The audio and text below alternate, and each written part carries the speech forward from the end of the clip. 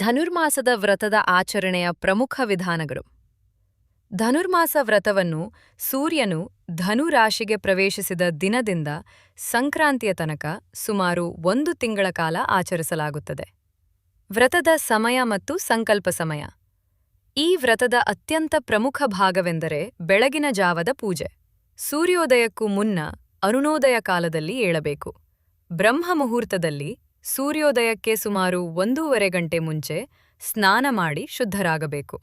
ಸಂಕಲ್ಪ: ಶುಭ್ರವಾದ ಬಟ್ಟೆ ಧರಿಸಿ ದೇವರ ಮುಂದೆ ಕುಳಿತು ಧನುರ್ಮಾಸದ 1 ತಿಂಗಳ ಕಾಲ ಶ್ರೀಕೃಷ್ಣನ, ವಿಷ್ಣುವಿನ ಅನುಗ್ರಹಕ್ಕಾಗಿ, ಸಕಲ ಕೋರಿಕೆಗಳ ಈಡೇರಿಕೆಗಾಗಿ ಈ ವ್ರತವನ್ನು ಆಚರಿಸುತ್ತೇನೆ ಎಂದು ಸಂಕಲ್ಪ ಮಾಡಬೇಕು.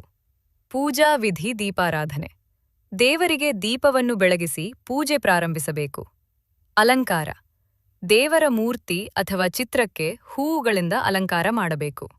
ಮಂತ್ರ ಪಠಣ: ಓಂ ನಮೋ ನಾರಾಯಣಾಯ ಅಥವಾ ಓಂ ನಮೋ ಭಗವತೆ ವಾಸುದೇವಾಯ ಎಂಬ ಮಂತ್ರವನ್ನು ಪಠಿಸಬೇಕು. ಸಾಧ್ಯವಾದರೆ ಹಿಂದಿನ ಉತ್ತರದಲ್ಲಿ ಹೇಳಿದಂತೆ ಪ್ರತಿದಿನ ಆಂಡಾಳ್ ರಚಿಸಿದ ತಿರುಪ್ಪಾವೈನ ಒಂದು ಪದ್ಯವನ್ನು ಪಠಿಸುವುದು ಶ್ರೇಷ್ಠ. ತುಳಸಿ ಪೂಜೆ: ಈ ಮಾಸದಲ್ಲಿ ತುಳಸಿಗೆ ಪೂಜೆ ಮಾಡುವುದು ಹೆಚ್ಚು ಶ್ರೇಯಸ್ಕರ. ಮುಖ್ಯ ನೈವೇದ್ಯ: ಈ ಮಾಸದಲ್ಲಿ ಮುದ್ದುಗರೆ ಅಂದ್ರೆ ಅಕ್ಕಿ ಮತ್ತು ಹೆಸರುಬೇಳೆಯಿಂದ ತಯಾರಿಸಿದ ಪೊಂಗಲ್ ಅಥವಾ ಖಾರದ ಪೊಂಗಲ್ ಅಥವಾ ಪುಳಿಯೋಗರೆಯನ್ನು ತಯಾರಿಸಿ ದೇವರಿಗೆ ಅರ್ಪಿಸಬೇಕು. ಈ ನೈವೇದ್ಯವನ್ನು ಸೂರ್ಯೋದಯಕ್ಕೂ ಮುನ್ನವೇ ಮಾಡಲಾಗುತ್ತದೆ. ನಿಷಿದ್ಧ ನೈವೇದ್ಯ: ಧನುರ್ಮಾಸದಲ್ಲಿ ಭಗವಂತನಿಗೆ ಅಕ್ಕಿ ಮತ್ತು ರವೆಯಿಂದ ಮಾಡಿದ ಅಡುಗೆಗಳನ್ನು, ಉದಾಹರಣೆಗೆ ದೋಸೆ, ಇಡ್ಲಿ, ನೈವೇದ್ಯ ಮಾಡುವುದಿಲ್ಲ. ವ್ರತದ ನಿಯಮಗಳು: 1 ಹೊತ್ತಿನ ಉಪವಾಸ. ಅನೇಕರು ಈ ಮಾಸದಲ್ಲಿ ದಿನಕ್ಕೆ 1 ಹೊತ್ತು ಮಾತ್ರ ಊಟ ಮಾಡುತ್ತಾರೆ, ಸಾಮಾನ್ಯವಾಗಿ ಸಾಯಂಕಾಲ. ಆದರೆ ಬ್ರಹ್ಮಚಾರಿಗಳು ಮತ್ತು ವಿದ್ಯಾರ್ಥಿಗಳು ಇದನ್ನು ತಮ್ಮ ಸಾಮರ್ಥ್ಯಕ್ಕೆ ತಕ್ಕಂತೆ ಆಚರಿಸಬಹುದು. ಸೇವೆ ಮತ್ತು ದಾನ: ದೇವಸ್ಥಾನಗಳಿಗೆ ಭೇಟಿ ನೀಡುವುದು, ಬಡವರಿಗೆ ಅನ್ನದಾನ ಮಾಡುವುದು ಮತ್ತು ಸೇವಾ ಕಾರ್ಯಗಳಲ್ಲಿ ತೊಡಗುವುದು ಈ ವ್ರತದ ಅವಿಭಾಜ್ಯ ಅಂಗವಾಗಿದೆ. ಈ ವ್ರತವು ಮುಖ್ಯವಾಗಿ ಭಕ್ತಿ ಮತ್ತು ಶ್ರದ್ಧೆಯನ್ನು ಆಧರಿಸಿದೆ.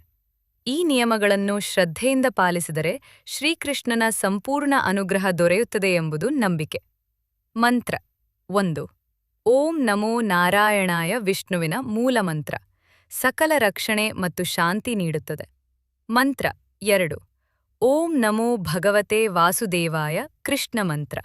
ಮೋಕ್ಷ, ಭಕ್ತಿ ಮತ್ತು ಕೋರಿಕೆಗಳ ಸಿದ್ಧಿಗಾಗಿ. 3ನೇ ಮಂತ್ರ: ಹರೇ ರಾಮ ರಾಮ ರಾಮ ಹರೇ ಹರೇ, ಹರೇ ಕೃಷ್ಣ ಕೃಷ್ಣ ಕೃಷ್ಣ ಹರೇ ಹರೇ. ಮಹಾಮಂತ್ರ: ಮನಸ್ಸಿನ ಏಕಾಗ್ರತೆ ಮತ್ತು ಸಕಾರಾತ್ಮಕ ಶಕ್ತಿಗಾಗಿ. 4ನೇ ಮಂತ್ರ: ವಿಷ್ಣು ಸಹಸ್ರನಾಮ. ವಿಷ್ಣುವಿನ 1000 ಹೆಸರುಗಳು. ಇದನ್ನು ಕೇಳುವುದು ಅಥವಾ ಪಠಿಸುವುದು ಶ್ರೇಷ್ಠ.